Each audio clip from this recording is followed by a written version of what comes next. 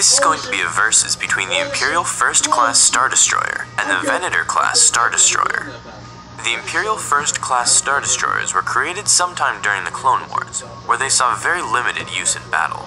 After the creation of the Galactic Empire, these ships' production lines were expanded, and after a few years, they became an iconic symbol of the Empire and represented the might of the Imperial Navy. Initially, they were used as peacekeeping battleships, enforcing Imperial rule onto worlds, letting the populace know that they were capable of wiping out all life on the planet's surface. Though this was only true if the planet didn't have any planetary shields, and such an operation would have taken many hours, if not days, to accomplish. They later saw wide use during the Galactic Civil War, with one of them capturing Princess Leia's ship in A New Hope. They were used to escort larger Imperial dreadnoughts, as well as to engage and pursue rebel ships. After the Battle of Endor and the creation of the New Republic, Imperial Star Destroyers were used by various succeeding factions, including the Imperial Remnants and the New Republic itself. The Venator-class Star Destroyers, also known as Republic Cruisers or Jedi Cruisers, were widely deployed by the Galactic Republic during the Clone Wars.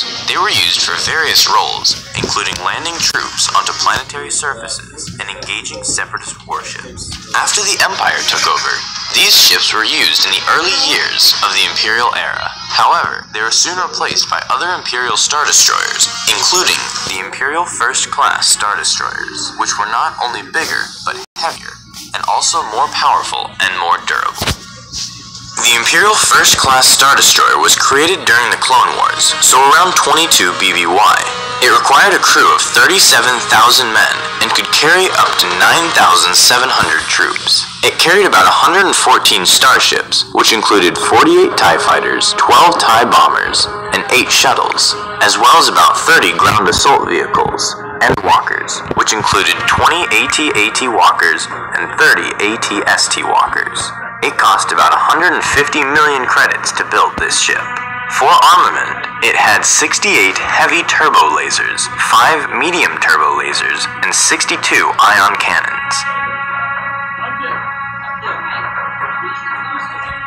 For shielding, it had 2 ISD-72X deflector shield generator domes, and the ship itself was heavily armored.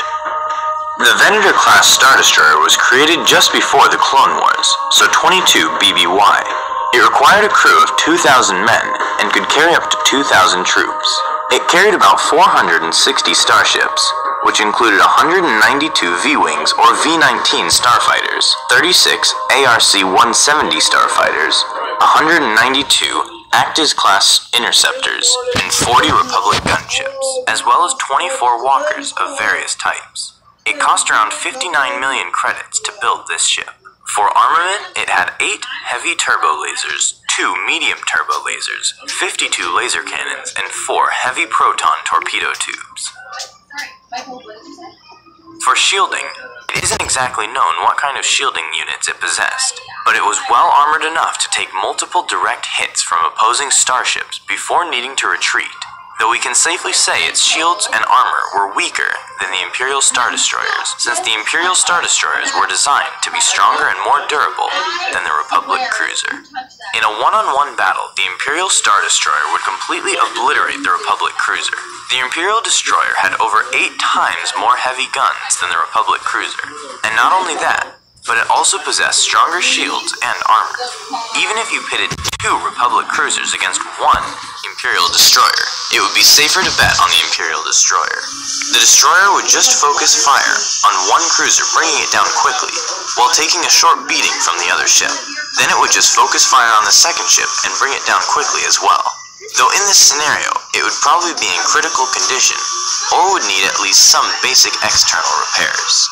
Even if the Republic Cruiser had enough time to unleash all of its starfighters, they mostly consisted of fighters and not bombers, and they would mostly act as a distraction to the Imperial TIE fighters, while the Imperial Destroyer would just continue decimating the Republic Cruiser.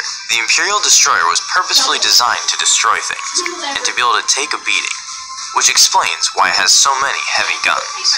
The Republic Cruiser, on the other hand, was designed more as a multiple-role destroyer, being able to quickly transport troops and starfighters, while also being able to put up a fight against most other warships. Its defenses were more suited against starfighters and not other warships, which made sense for the Clone Wars, as they needed to defend against overwhelming droid starfighters. These two ships' designs made sense for their time periods. The Republic cruisers were more practical for a government that needed to produce many warships in a short period of time. They were capable to transport troops and vehicles quickly across the galaxy, and they were equipped with weapons to fight against overwhelming droid forces.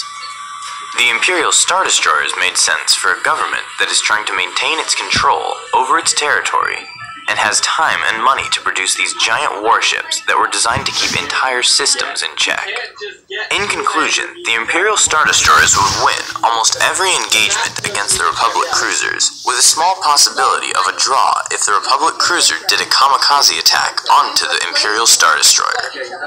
With that being said, the Republic cruisers were very capable ships that were designed purposefully for a specific type of war that required quick transport of troops and vehicles, and to engage an enemy that used tactics that involved overwhelming their enemies. Remember, this is all completely our opinion based on the information provided. Let us know if you agree or disagree, and tell us why. Thanks for watching this video. Be sure to subscribe for more videos like this one. And as always, may the Force be with you.